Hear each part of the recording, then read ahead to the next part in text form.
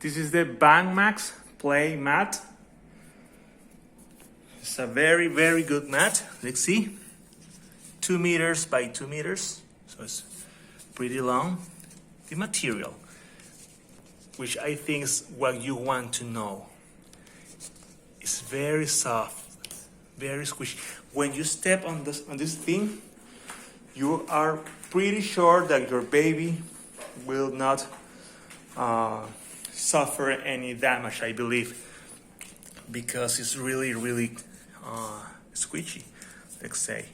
It has 2 designs, so you can use whatever size you want.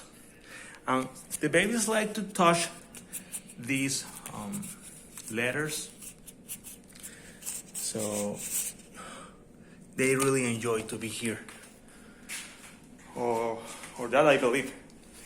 So I really recommend this. Huge, as you can see, it's quite big. 2 meters by 2 meters, so that's like probably 7 foot for 7 by 7 foot. I think it's huge. It's huge. So they will have plenty of space to play, and the material is very, very nice also. And you know what? It's very light. You can fold it like this.